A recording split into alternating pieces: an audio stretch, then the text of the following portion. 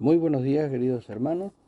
Les invito a meditar en esta oportunidad en el Salmo capítulo 25. Les invito a que lean todo el capítulo, pero yo voy a leer el versículo 3 que dice: ciertamente ninguno de cuantos esperan en ti serán confundidos. Serán avergonzados los que se rebelan sin causa. Muéstrame, oh Jehová, tu camino, enséñame tus sendas, encamíname en tu verdad y enséñame, porque tú eres el Dios de mi salvación, en ti he esperado todo el día. Aquí tenemos las grandes experiencias del creyente. No hay duda que había en David sentimientos en cuanto a una convicción de pecado, pero también muestra aquí el antiguo rey de Israel una vida experimentada en la misericordia de Dios a tal punto de gustar una obra divina en el corazón, mediante la cual vivió gozosamente una nueva relación con el Dios eterno.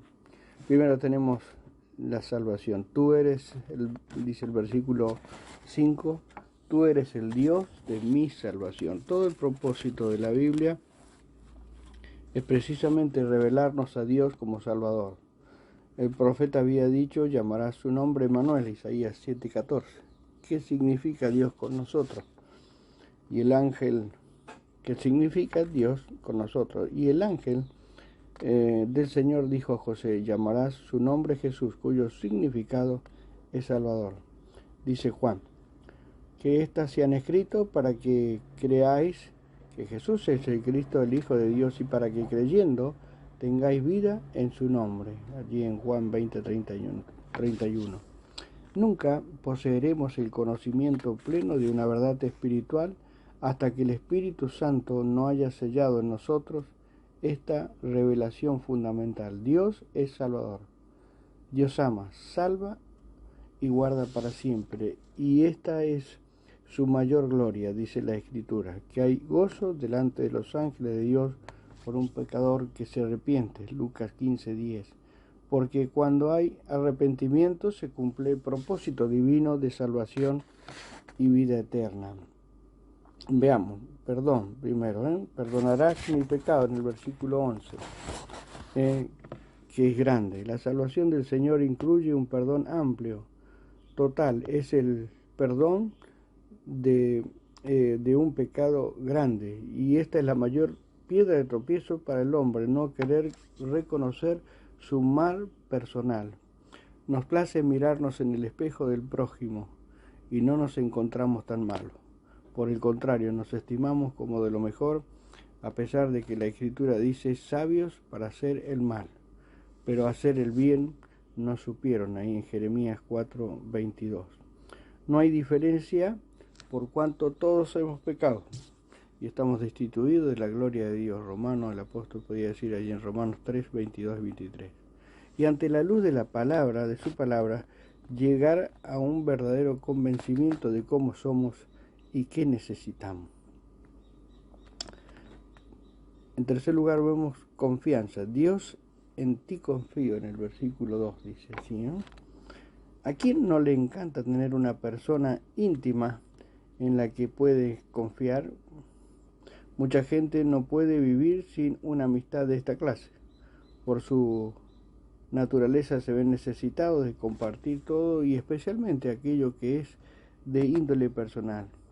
Viven de esta manera más descansados y despreocupados de sí mismos. Ahora bien, Dios mío, dice, en ti confío. Es el clamor del hombre sabio para la seguridad de una vida que trasciende el tiempo presente y se proyecta al futuro de eternidad de gloria.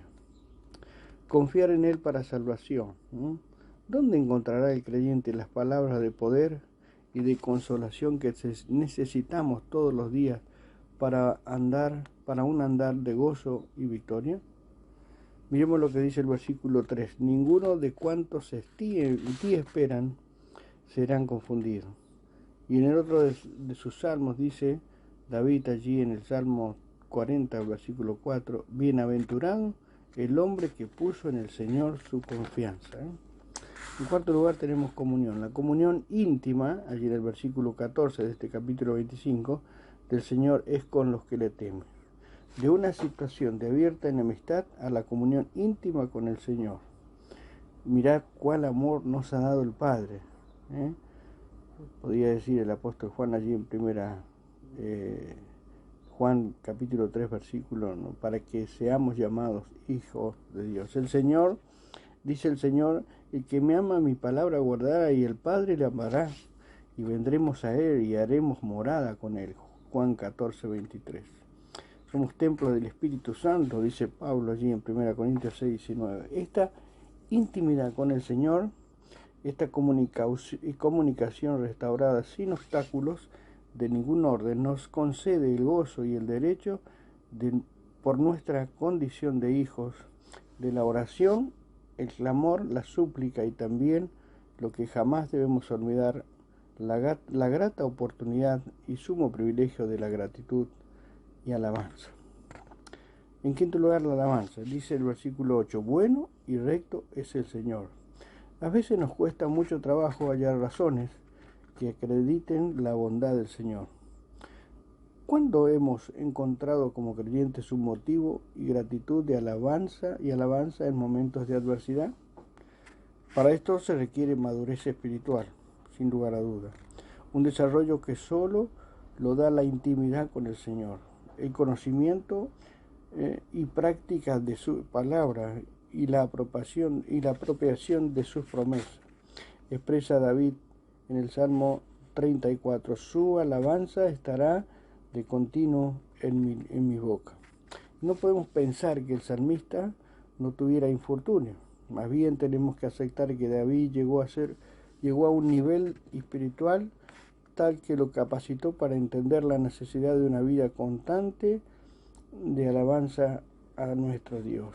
Esto le mantendría activo en su noble deseo de ser guardado en integridad y rectitud para una vida de perfección, como nos dice el versículo, en sexto lugar allí en el versículo 21, dice integridad y rectitud me guarda.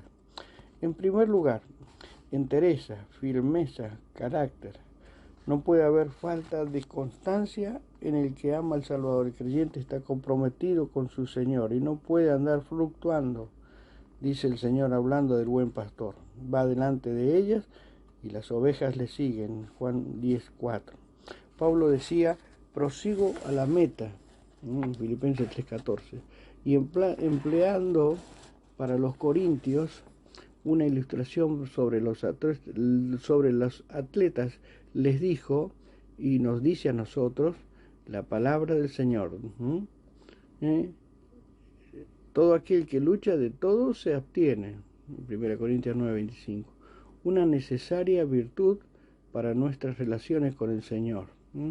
Integridad. En un segundo lugar, justicia, imparcialidad, exactitud. Hay un proverbio que reza, hacer justicia es al Señor más agradable que sacrificio. Proverbio 21:3. El salmista dice que el Señor es justo y ama la justicia. En el capítulo 11 de Salmo, versículo 7. Y tenemos una buena base en las Escrituras para obrar con justicia. Todas las cosas que queráis que los hombres hagan con vosotros, así también haced vosotros con ellos. Mateo 7:12. El apóstol Pablo fue un desechado de una vida justa. Vosotros sois testigos, y Dios, de cuán santa y justa y irreprensible nos comportamos con vosotros. En 1 Tesalonicenses 2:10.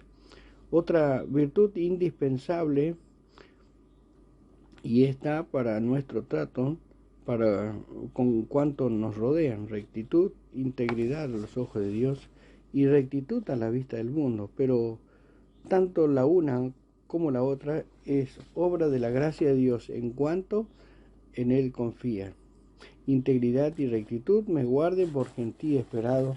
Y terminamos mirando brevemente el anhelo del salmista de una fervorosa dedicación. Dice el versículo 4 y 5, muéstrame, oh Señor, tus caminos, enséñame tus sendas, encamíname en tu verdad. Aquí tenemos un pedido triple de David. Comienza pidiendo una manifestación de los caminos del Señor.